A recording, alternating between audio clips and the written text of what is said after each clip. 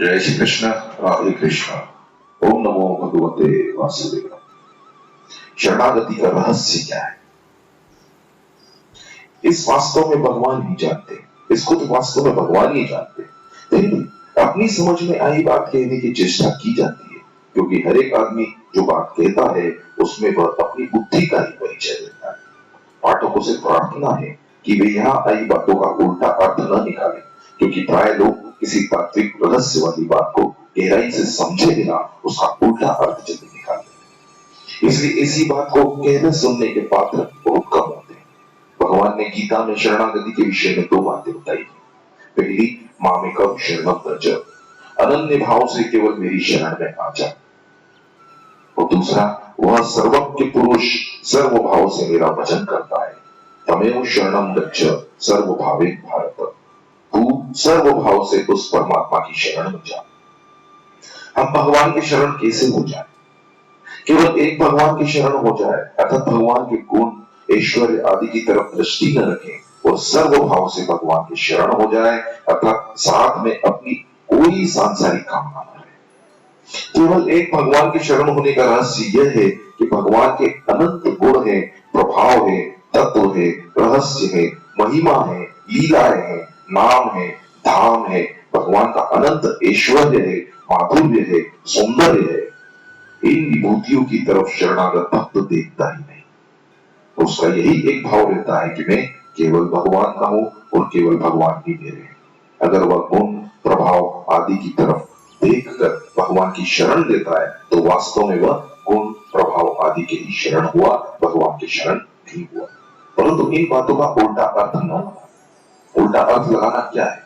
भगवान के गुण प्रभाव नाम धाम ऐश्वर्य माधुर्य सौंदर्य आदि को मानना ही नहीं है, इनकी तरफ जाना ही नहीं है, अब कुछ करना है ही नहीं।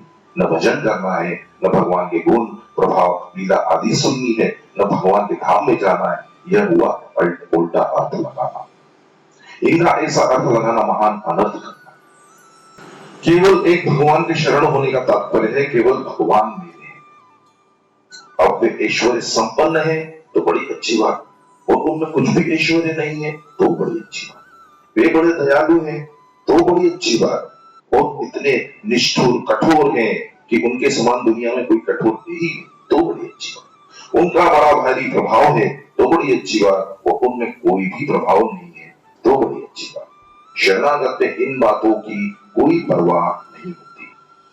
उसका तो एक ही भाव रहता है कि भगवान जैसे भी हैं मेरे।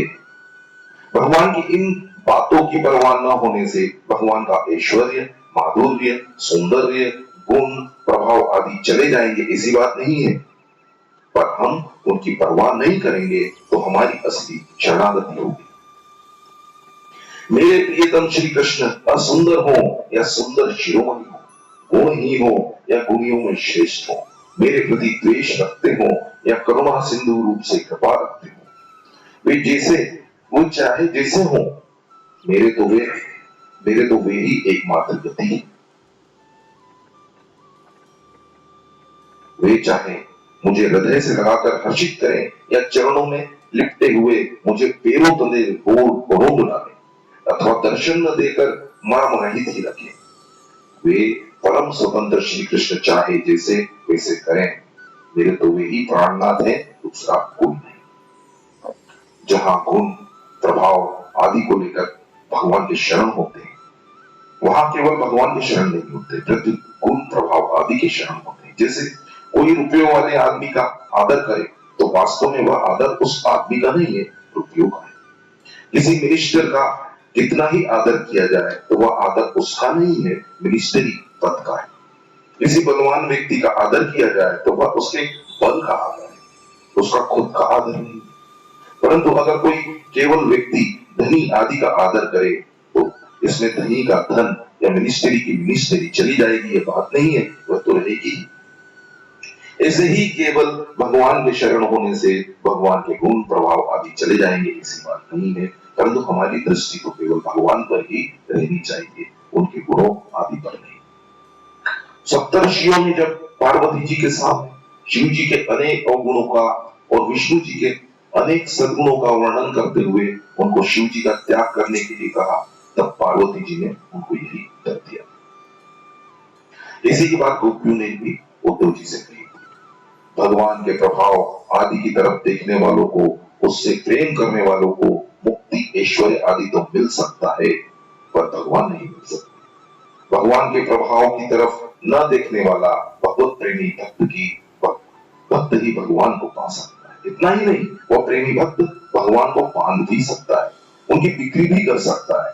भगवान देखते हैं कि वह मेरे से प्रेम करता है, मेरे प्रभाव की तरफ देखा तक नहीं, तो भगवान के मन में उसका बड़ा आदर होता है। प्रभाव की तरफ देखना यह सिद्ध करता है कि हमारे में कुछ पाने की कामना है, हमारे मन में उस कामना वाले पदार्थ का आदर है। जब तक हमारे मन में कामना है, तब तक हम प्रभाव को देखते हैं। अगर हमारे मन में कोई कामना न रहे, तो भगवान के प्रभाव, ऐश्वर्य की तरफ हमारी दृष्टि नहीं जाएगी। केवल भगवान की तरफ दृष्टि होगी, तो हम भगवान के शरण हो जाएंगे, भगवान के अपने हो जाएंगे। पूतना राक्षसी ने जहर लगाकर स्तन मुख में दिया, तो उसको भगवान ने माता की गति दे दी। ओहो, इस पापिनी पूतना ने, जिन्हें मार डालने की इच्छा से अपने स्तनों पर लगाया हुआ कालकूट विष पिलाकर भी वह गति प्राप्त की, जो धात्री को मिलनी चाहिए थी। उनके अलावा और कौन दयालु है जिसकी शरण में जाया जाए। अर्थात जो मुक्ति यशोदा मैया को मिले, वह मुक्ति पूतना को मिले। जो मुख में जहर देती है, उसे तो भगवान ने मुक्ति दे दी, अब जो रोजाना दूध पिलाती है, उस मैया को भगवान क्या दे। तो अनंत जीवों को मुक्ति देने वाले भगवान मैया के अधीन हो गए, उन्हें अपने आप को ही दे दिया। मैया के इतने वशीभूत हो गए कि मैया छड़ी दिखाती है तो वे डर कर रोने लग जाते, कारण कि मैया की भगवान के प्रभाव, ऐश्वर्य की तरफ दृष्टि ही नहीं थी। इस प्रकार जो भगवान से मुक्ति चाहता है, उसे भगवान मुक्ति दे देते हैं, और जो कुछ नहीं चाहता, उसे भगवान अपने आप को ही दे देते हैं। सर्वभाव से भगवान के शरण होने का रहस्य यह है कि हमारा शरीर अच्छा है, इंद्रियां वश में है, मन शुद्ध और निर्मल है, बुद्धि से हम ठीक जानते हैं, हम पढ़े लिखे हैं, हम यशस्वी हैं, हमारा संसार में मान है, इस प्रकार हम भी कुछ हैं। ऐसा मानकर भगवान के शरण होना शरणागति नहीं है। भगवान के शरण होने के बाद शरणागत को ऐसा विचार भी नहीं करना चाहिए कि हमारा शरीर ऐसा होना चाहिए, हमारी बुद्धि ऐसी होनी चाहिए, हमारा मन ऐसा होना चाहिए, हमारा ऐसा ध्यान लगना चाहिए, हमारी ऐसी भावना होनी चाहिए, हमारे जीवन में ऐसे ऐसे लक्षण आने चाहिए, हमारे ऐसे आचरण होने चाहिए, हमारे में ऐसा प्रेम होना चाहिए कि कथा कीर्तन सुनने पर आंसू बहने लगे, कंठ गदगद हो जाए। पर ऐसा हमारे जीवन में हुआ ही नहीं, तो हम भगवान के शरण कैसे हुए? आदि ये बातें अनन्य शरणागति की कसौटी नहीं है। जो अनन्य शरणागत हो जाता है, वो ये देखता ही नहीं कि शरीर बीमार है कि स्वस्थ है, मन चंचल है कि स्थिर है, बुद्धि में जानकारी है कि अनजानपना है, अपने में मूर्खता है कि विद्वत्ता है, योग्यता है कि अयोग्यता है। इन सब की तरफ वह स्वप्न में भी नहीं दिखता, क्योंकि उसकी दृष्टि में ये सब चीजें कूड़ा करकट है, जिन्हें अपने साथ नहीं लेना है। यदि इन चीजों की तरफ देखेगा तो अभिमान ही बढ़ेगा कि मैं भगवान का शरणागत भक्त, अथवा निराश होना ही पड़ेगा कि मैं भगवान की शरण तो हो गया, पर भक्तों के गुण तो मेरे में आए ही नहीं। तात्पर्य यह हुआ कि अगर अपने में भक्तों के गुण दिखाई देंगे तो उनका अभिमान हो जाएगा, और अगर नहीं दिखाई देंगे तो निराशा हो जाएगी। इसलिए यही अच्छा है कि भगवान के शरण होने के बाद इन गुणों की तरफ भूल कर भी नहीं देखें। इसका यह उल्टा अर्थ न लगा दें कि हम चाहे वेर विरोध करें, चाहे द्वेष करें, चाहे ममता करें, चाहे जो कुछ करें, यह अर्थ बिल्कुल नहीं है। तात्पर्य यह है कि इन गुणों की तरफ ख्याल ही नहीं होना चाहिए। भगवान के शरण होने वाले भक्त में सबके सब गुण अपने आप ही आएंगे, पर इनके आने या न आने से उसको कोई मतलब नहीं रखना चाहिए। अपने में ऐसी कसौटी नहीं लगाना चाहिए कि अपने में ये गुण या लक्षण है या नहीं। सच्चा शरणागत भक्त तो भगवान के गुणों की तरफ भी नहीं देखता और अपने गुणों की तरफ भी नहीं देखता, वह भगवान भगवान के ऊंचे ऊंचे प्रेमियों की तरफ भी नहीं देखता कि ऊंचे प्रेमी ऐसे ऐसे होते हैं, तब तो वो जानने वाले जीवन मुक्त ऐसे ऐसे होते हैं। पराये लोग ऐसी कसौटी लगाते हैं कि ये भगवान का भजन करता है तो बीमार कैसे हो गया, भगवान का भक्त हो गया तो उसको बुखार क्यों आ गया, उस पर दुख क्यों आ गया, उसका बेटा क्यों मर गया, उसका धन क्यों चला गया, उसका संसार में अपयश क्यों हो गया, उसका निरादर क्यों हो गया, आदि आदि। ऐसी कसौटी लगाना बिल्कुल फालतू बात है, बड़े नीचे दर्जे की बात है। ऐसे लोगों को क्या समझाएं, वे सत्संग के नजदीक ही नहीं आए, इसलिए उनको इस बात का पता ही नहीं है कि भक्ति क्या होती है, शरणागति क्या होती है। वे इन बातों को समझ ही नहीं सकते, परंतु इसका अर्थ यह भी नहीं है कि भगवान का भक्त दरिद्र होता ही है, उसका संसार में अपमान होता ही है, उसकी निंदा होती ही है। शरणागत भक्त को तो निंदा, प्रशंसा, रोग निरोग अवस्था आदि से कोई मतलब ही नहीं होता है। इनकी तरफ वो देखता ही नहीं, वो यही देखता है कि मैं हूं और भगवान है, बस। अब संसार से क्या है क्या नहीं, त्रिलोकी में क्या है क्या नहीं, प्रभु ऐसे हैं, वे उत्पत्ति स्थिति और प्रलय करने वाले, इन बातों की तरफ उसकी दृष्टि जाती ही नहीं। किसी ने एक संत से पूछा, आप किस भगवान के भक्त हैं, जो उत्पत्ति स्थिति प्रलय करते हैं उनके भक्त हैं क्या? तो उस संत ने उत्तर दिया, हमारे भगवान का तो उत्पत्ति स्थिति प्रलय के साथ कोई संबंध है ही नहीं, यह तो हमारे प्रभु का एक ऐश्वर्य है, यह कोई विशेष बात नहीं है। शरणागत भक्त को ऐसा होना चाहिए, ऐश्वर्य आदि की तरफ उसकी दृष्टि ही नहीं होनी चाहिए। ऋषिकेश में गंगा जी के किनारे शाम को सत्संग हो रहा था, गर्मी पड़ रही थी, उधर से गंगा जी की ठंडी हवा की लहर आई, तो एक सज्जन ने कहा, कैसी ठंडी हवा की लहर आ रही है। पास में बैठे हुए सज्जन ने उनसे कहा, हवा को देखने के लिए तुम्हें समय कैसे मिल गया, एक ठंडी हवा आई, एक गर्म हवा आई, इस तरफ तुम्हारा ख्याल कैसे चला गया? भगवान के भजन में लगे हो तो हवा ठंडी आई या गर्म आई, सुख आया या दुख आया, इस तरफ जब ख्याल है तब तक भगवान की तरफ ख्याल था। इसी विषय में हमने एक कहानी सुनी है, कहानी तो नीचे दर्जे की है पर उसका निष्कर्ष बड़ा अच्छा है। एक उल्टा स्त्री थी, उसको किसी पुरुष से संकेत मिला कि इस समय अमुक स्थान पर तुम आ जाना। अतः वह समय पर अपने प्रेमी के पास जा रही थी।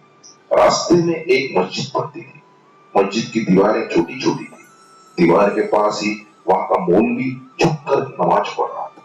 और उल्टा अनजाने में उसके ऊपर पैर रखकर निकल गई। मौलवी को बड़ा गुस्सा आया, कैसी औरत है, इसने मेरे पर जूती सहित पैर रखकर मेरे को नापाक अशुद्ध बना दिया। वह वहीं बैठकर उसको देखता रहा कि कब आएगी।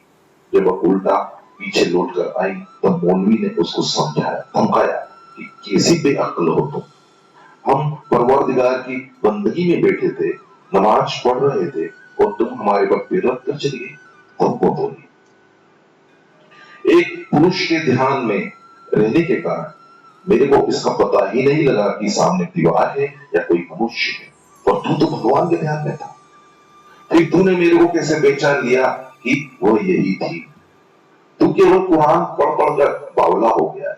अगर तू भगवान के ध्यान में रचा हुआ होता तो क्या मुझे पहचान लेता?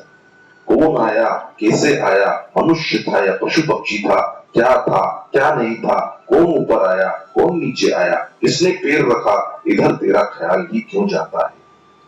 तात्पर्य यह है कि एक भगवान को छोड़कर किसी की तरफ ध्यान ही कैसे जाए, दूसरी बातों को पता ही कैसे लगे। जब तक दूसरी बातों का पता लगता है तब तक वो शरण कहां होगा।